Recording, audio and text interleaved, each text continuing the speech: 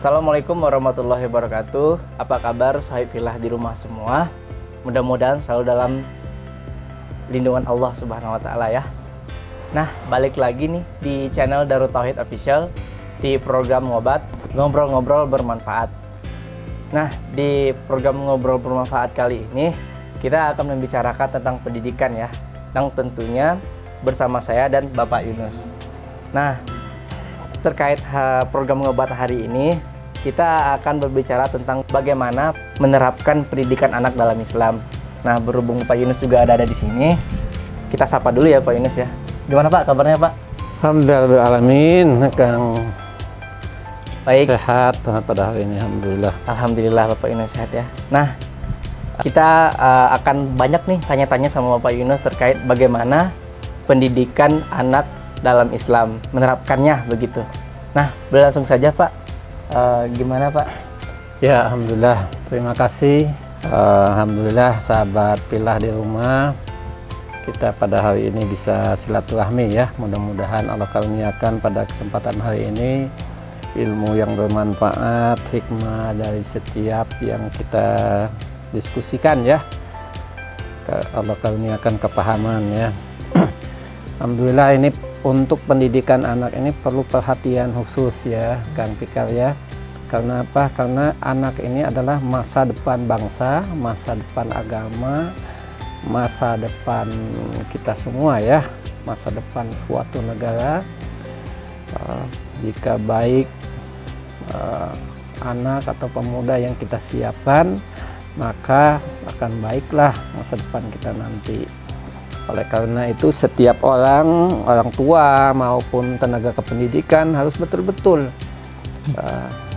menyiapkan generasi ini dengan ilmunya, dengan pengetahuan yang baik ya, sehingga apa yang kita citakan terhadap generasi penerus ini betul-betul tercapai ya. Nah, bagaimana sih mengaplikasikan pendidikan anak dalam Islam? Ya tentunya kita tahu ya, harus mengetahui dulu seperti apa sih pendidikannya. Nah, bagaimana menerapkan pendidikan anak dalam Islam itu? Rasulullah SAW kan sebelum jadi Rasul, diangkat jadi Rasul ya. Rasulullah SAW sudah dikenal dengan orang yang al-amin ya, jujur. Artinya apa? Rasulullah akan mengajarkan jujur nantinya tentunya harus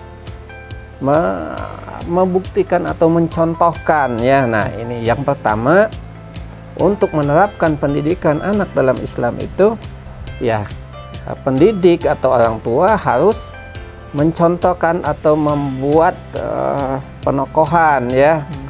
Jadi jujur nih ya, orang tua harus mencontohkan bagaimana perbuatan jujur, bagaimana berbuat baik, bagaimana bersikap, duduk dan lain sebagainya, bicara, contoh yang baik. Rasulullah SAW itu adalah uswatun hasanah, contoh teladan yang baik. Nah, pendidikan yang pertama untuk bagaimana bisa mengaplikasikan pendidikan anak dalam Islam, dalam konsep Islam, yaitu orang tua mencontohkan, memberikan uswah, tauladan, uswatun hasanah, tauladan yang baik kepada anak-anaknya. Begitu yang pertama ya. Berarti orang tua dulu ya Pak, mencontohkan baru ke nanti gimana anaknya nanti gitu ya. Betul. Jadi orang tualah yang harus memberi contoh, mengajarkan seperti ini nih, contoh-contoh yang baik, berkata jujur di rumah. Kita orang tua jangan sampai kita bilang oh tidak boleh bohong, tapi kita mengajarkan bohong gitu ya. Ya yang simpel-simpel aja, misalnya kadang kan nggak jarang ya kita temukan ya di rumah. Nanti kalau ada teman mama atau teman papa ya, atau teman ayah bilang ya ayah tidak ada. Nah, itu kan satu yang contoh yang kurang baik. Padahal ya, ayahnya ada ya Pak ya. Nanti anak merekam tuh. Kan anak tuh seperti usia golden age itu seperti spons ya. Spon itu kalau disimpan di tempat basah itu langsung menyerap airnya. Iya. Nah, ini anak-anak tuh pada masa golden age ini, pada usia anak-anak itu daya serapnya, daya tangkapnya itu sangat tinggi sekali. Dia melihat, mendengar, merasakan, dan itulah yang akan terpatri dalam dirinya bahwa oh begini saya harus bersikap, begini saya harus melakukan sesuatu ya.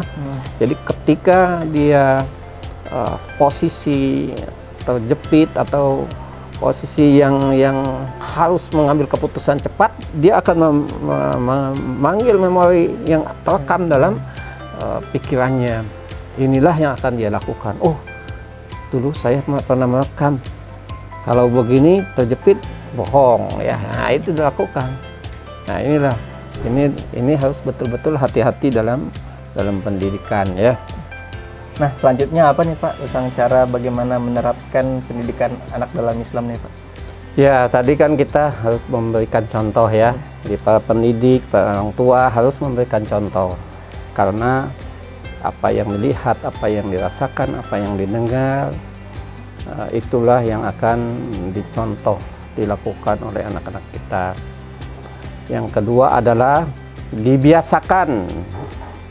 Tadi dengan panca indera penglihatan, terus rasa ya, terus pendengaran. Selanjutnya apa yang sudah dilihat itu kita biasakan ya. Dibiasakan misalnya untuk beribadah. Walaupun anak kita masih kecil, kita sudah mulai berikan contoh pembiasaan. Waktunya sholat, ajak sholat, ajak dia sholat. Bagaimana sholat, walaupun belum benar, tapi dia sudah merasakan bagaimana sholat, ikut sholat bersama ibunya, ikut sholat bersama orang tuanya. Juga dibiasakan puasa gitu ya, kalau bulan Ramadan, atau mungkin orang tuanya biasa melaksanakan saum sunnah Senin Kamis, saum sunnah Daud ya, itu diajak walaupun mungkin anaknya oh saya nggak kuat pengen buka, tapi dia udah tahu oh harus ada buka ya, harus ada sahur, harus ada buka, harus ada menahan lapar, harus ada menjaga agar tidak membatalkan puasa. Dia lama-lama tahu itu.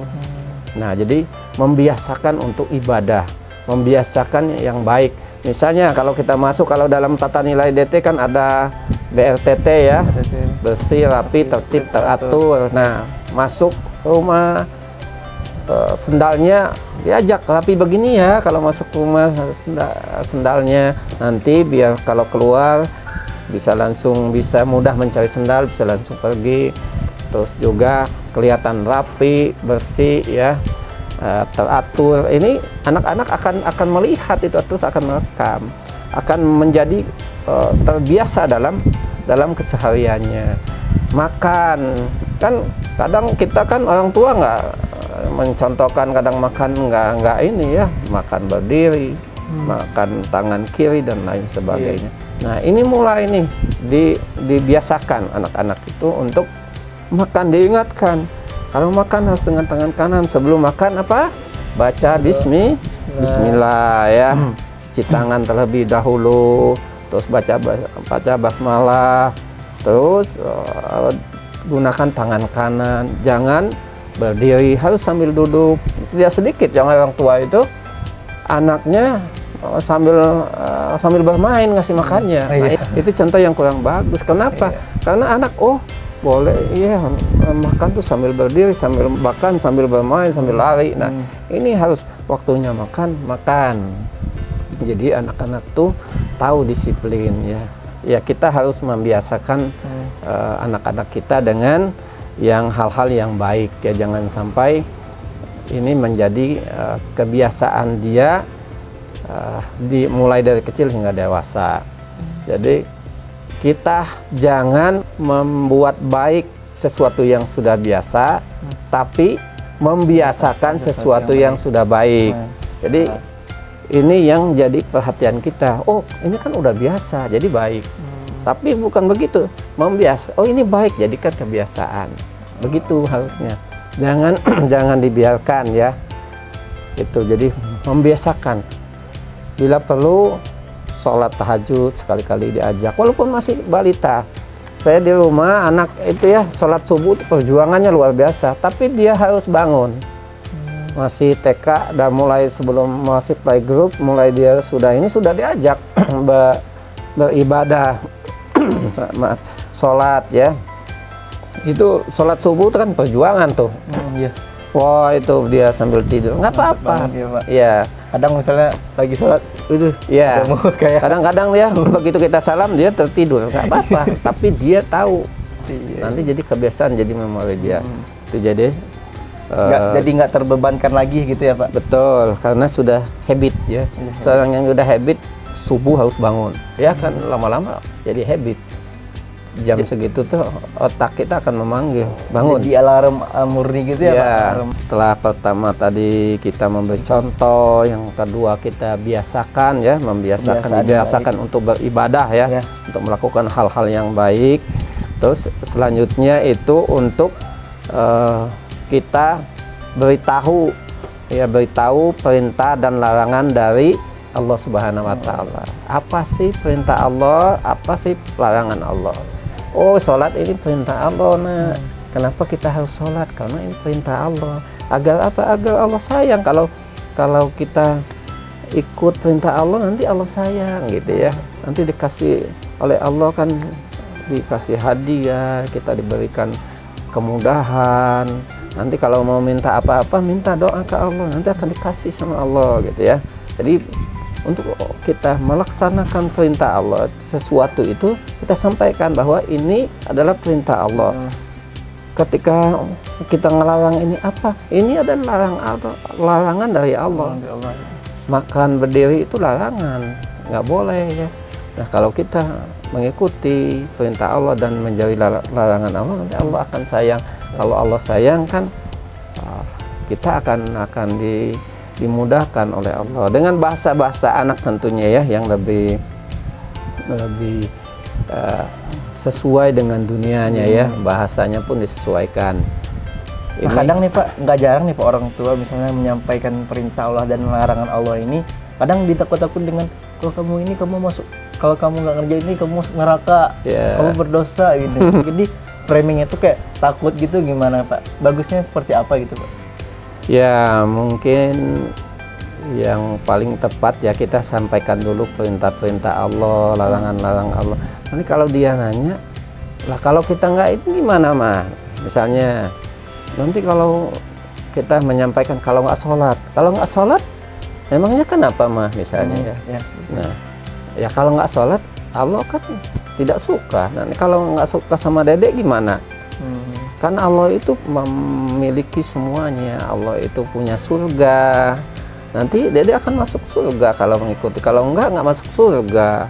Nanti baru mungkin bisa kita kenalkan neraka ya. Tapi tahapannya adalah kita sampaikan dulu bahwa kalau melaksanakan perintah Allah itu hadiah kan, anak-anak kan sukanya hadiah ya. Kalau dedek mau makan dikasih apa mah? Nah itu kan anak-anak itu. Nah itu. Nah, kita kasih reward aja dulu, jangan ke ancaman dulu ya. Ini pendidikan yang harus betul-betul kita perhatikan ya. Untuk anak itu tidak selalu dengan memberi hadiah, memberi apa yang dia inginkan, tapi kalau sesuatu itu tidak baik, kita jangan terus mengikuti apa keinginan anak.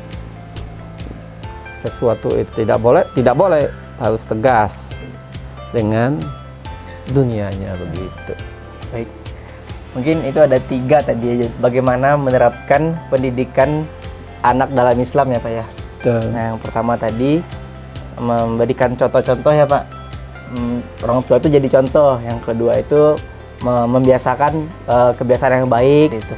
Nah, yang ketiga tadi memberi tahu sesuatu itu adalah perintah dan sesuatu itu adalah larangan dari Allah. Nah, seperti itu. Saya fillah di rumah semua. Nah, kita udah berada di penghujung episode nih. Mungkin kita akan bisa lanjutkan lagi kelanjutan dari bagaimana sih tips-tipsnya itu menerapkan pendidikan anak dalam Islam itu.